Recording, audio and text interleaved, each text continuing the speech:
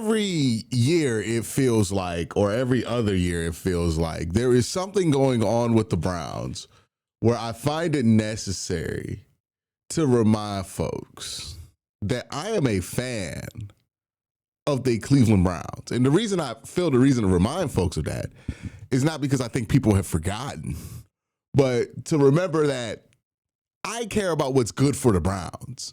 I'm going to root for outcomes that are what's best for the organization. I'm not a fan of an individual player more than the team. I'm not a fan of an individual coach more than the team, an individual GM, or any individual more than I'm a fan of that logoless brown helmet and the people who populate that stadium in the city of Cleveland. If that helmet has no logo, if that helmet is orange and that football stadium is somewhere in the Cleveland area, I'm a fan of that team, especially if they play football. So that's what I'm about. Obviously, I try to be as fair as possible because I think being fair is important to hopefully get the best outcomes for the team, or at least to try to find ways to talk about what the best outcomes are for the teams, because I have no direct control over it.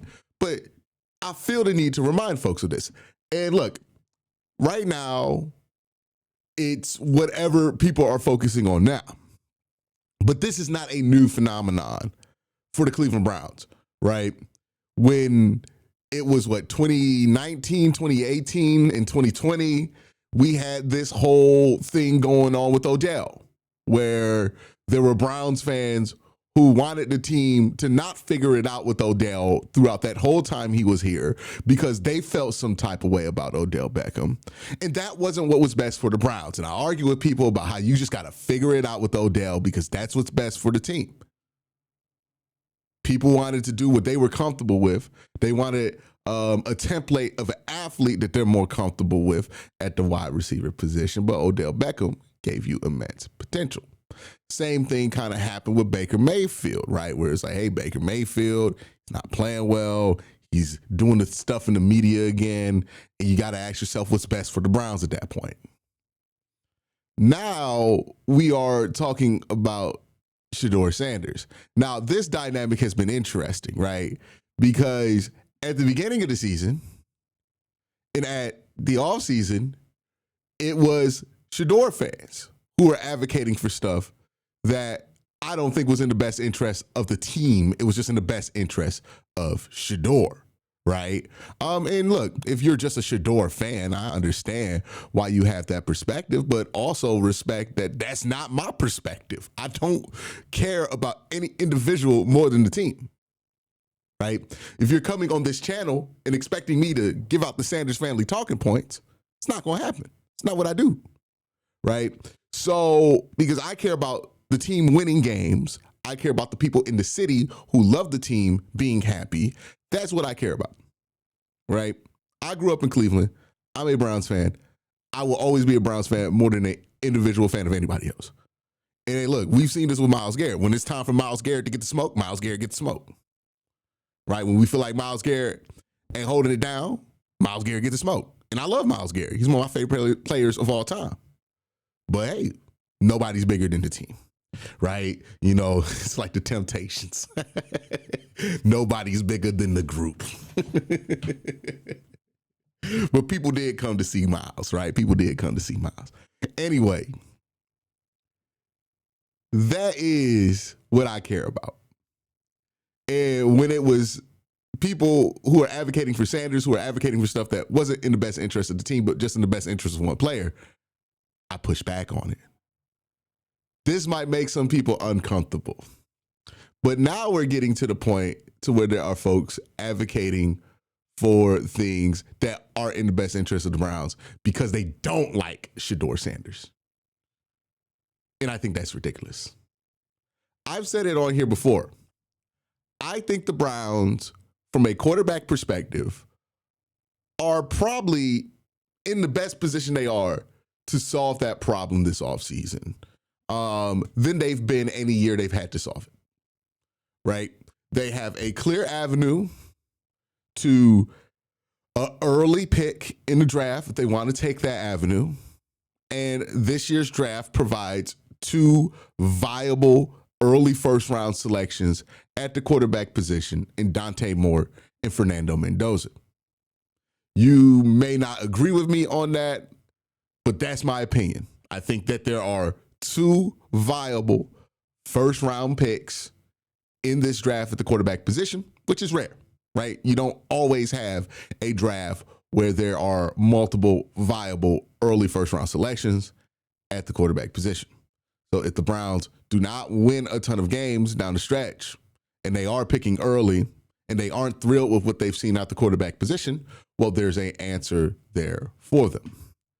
On the flip side, you have somebody on the roster, on Shedeur Sanders, who, if you don't have the selection to get one of those two quarterbacks, you are completely fine giving him 2026 as a extended audition to become the starting quarterback for the Cleveland Browns.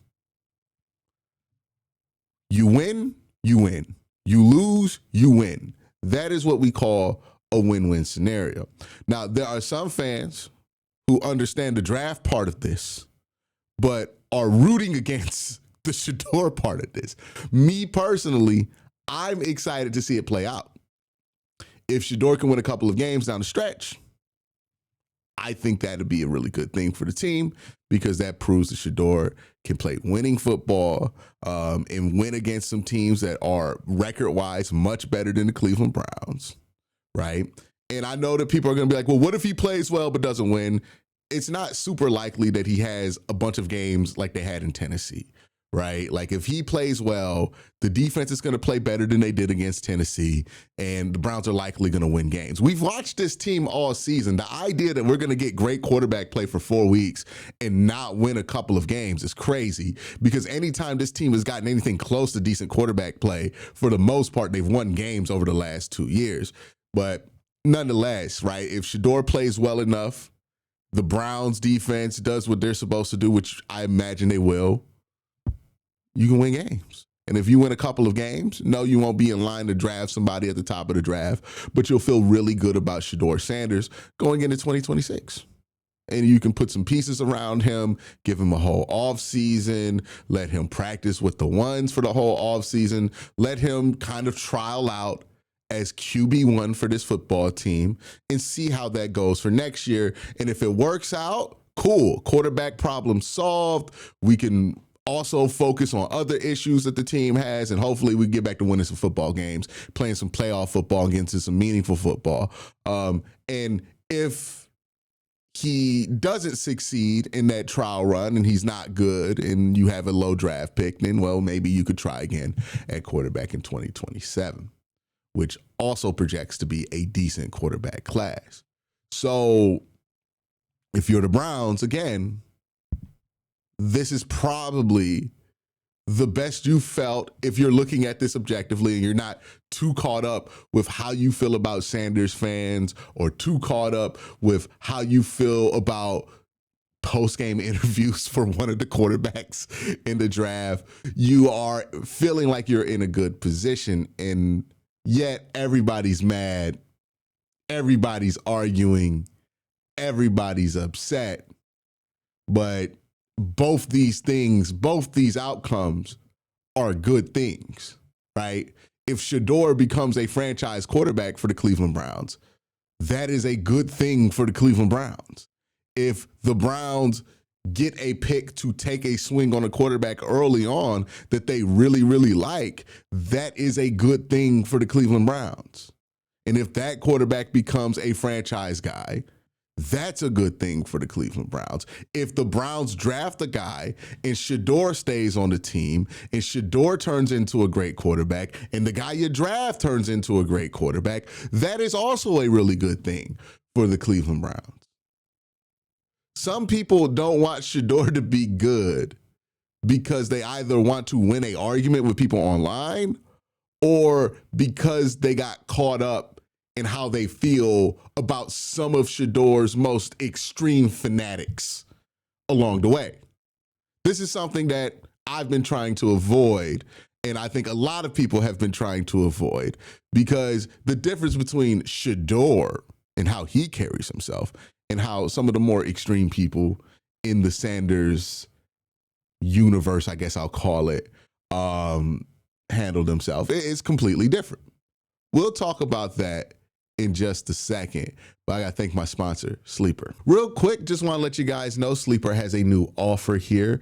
They're offering a free $20 entry, no deposit required, and also if you're a first-time user, you also will receive a 100% match on up to $100 when you use the promo code Worst Take. Again, $20 free, no deposit required. Plus, first-time users also receive 100% deposit match up to $100. Join Sleeper. See, Shador Sanders is one of the easiest guys to root for I've seen the Browns have in quite a while. Right? What you deal with when you interact with Shador online, now that's a completely different story, right?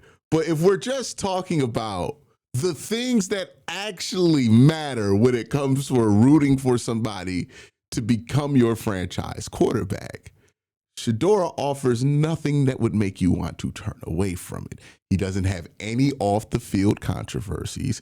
He seems to be poised and mature about how he's handled things that have happened to him in his career, right? How he handled his draft slide is part of the reason why Shador is such a big story, because people were very impressed with the maturity that he showcased there. There have been a lot of guys that have slid less than Shador Sanders, less justifiably than Shador, because I don't think his fall to day 3 was justified.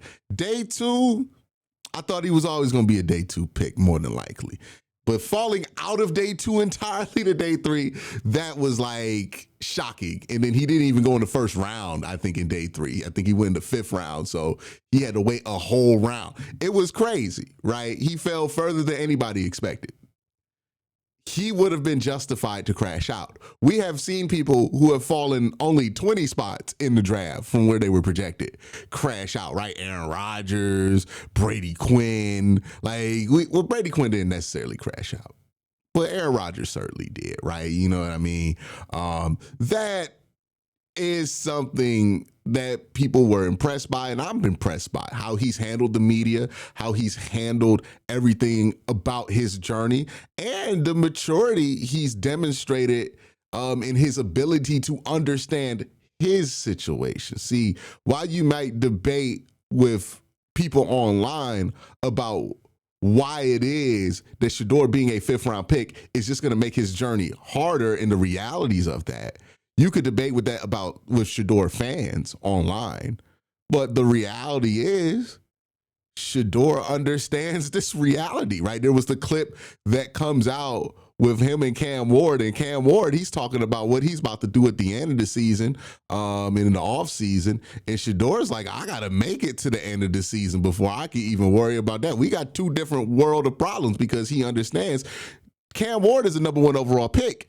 He's going to get 2-3 years to start regardless. Shador is a 5th round pick, regardless of if you agree with that summation of him or not. He's a 5th round pick. That's all the Cleveland Browns have invested in him. And that means that Shador needs these games at the end of the season in order to continue to get opportunities going forward. And it's important because Shador understands this, right? You hear Alex Wright talk about how Shador and Kevin Stefanski are always with each other, working with each other, and how he's always in Kevin Stefanski's office trying to get help with what he needs help with, and you can see it by the work that he's put out on the field. See, Shador is not hard to root for.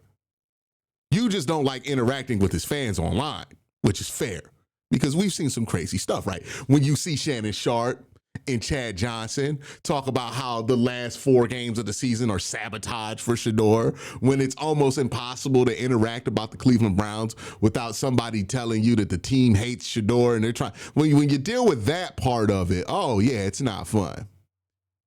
But remember, dealing with that part, that's optional. I take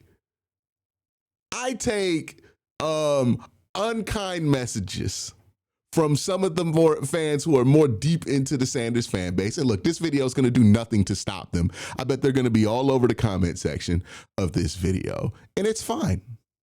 But I'll deal with it, right? It's not going to stop me from rooting for Shedeur Sanders because, one, there's nothing to root against with him. And two, when it comes to Shedeur and his success with the Cleveland Browns, that's good for the Browns. And I'm always going to root for things that are good for the Browns because at the end of the day, we all want the same thing. We all want the Cleveland Browns to win a Super Bowl. And we know in order for the Cleveland Browns to win a Super Bowl, they need a quarterback that can get them there. Now, some of us may believe that Shedeur is that. Some of us may believe that Shedeur will never be that. But if Shedeur does become that, are you going to sit here and root against it because it's not what you wanted? I'm not. There have been plenty of players on the team right now that have defied my own personal expectations of them. And that makes me fans of them, right? I wasn't a fan of Devin Bush when they brought him in, but Devin Bush has played so well that I'm a fan of Devin Bush. You defy my expectations, that's reason for me to be a fan. If Shedeur defies your expectations, why is that a reason for you to root against? Like, ask yourself, is your beef with Shedeur or his fans? And if your beef is with his fans, ask yourself, can you just interact with them less? Like, you could just see them say something. You don't got to respond. You don't have to, there is like, in every kind of aspect of online culture, whether it be politics, sports, even something like wrestling, right? I'm a wrestling fan. I'm a fan.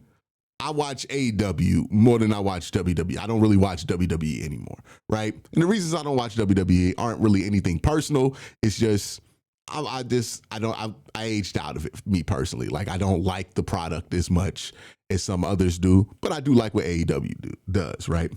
But there are a lot of people who, for whatever reason, had a bad experience with AEW, whether it be they don't like one of the wrestlers on the roster, they don't like the guy who owns the company, or one thing or the other, right? And because, or maybe it's just, see, I am a wrestling fan, and this dynamic that you're dealing with like how Sanders fans are and how Browns fans have interacted with it and how that concoction is just not really mixed as well as some people have hoped. You see this in wrestling all the time, right? In wrestling, there are two major companies that are on TV. I think TNA is about to be on TV soon too, so about to be three. But AEW, WWE, they have a rivalry as a company, obviously, right? It's like two different sports teams in one league.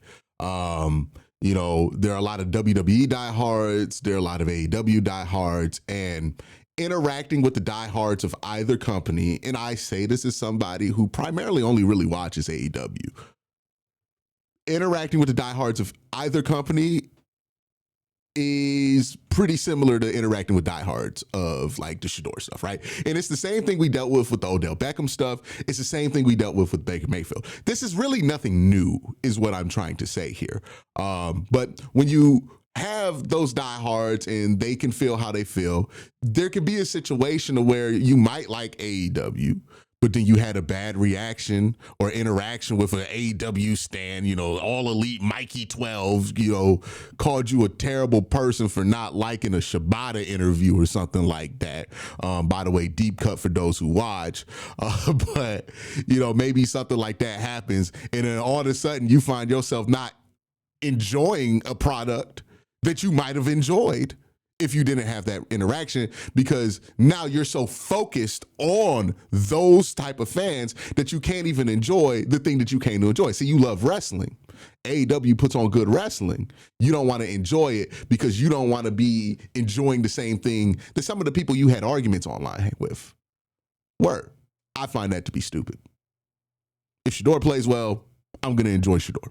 If Shedeur is the answer for the Cleveland Browns, cool. I'm happy with that.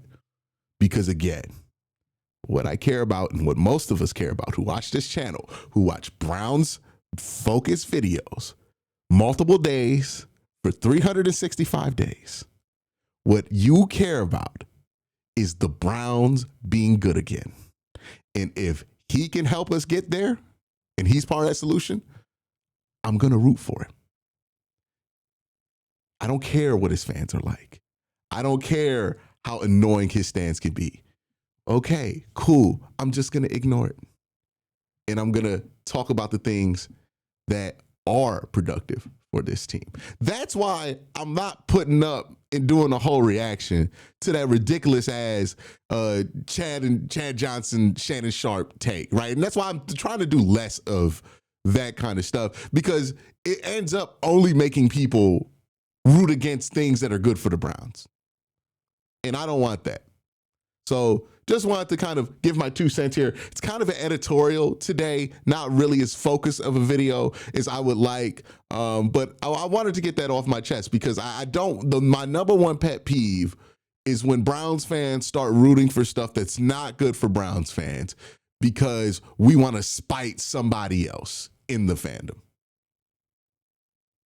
That to me is how the Browns, or at least part of the recipe of 25 years of failure.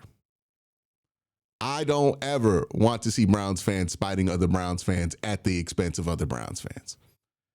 I want the Browns to be good, and I want anything that can help the Browns be good and play playoff football and hopefully win a championship. Let me know what you think about that in the comment section down below. Peace.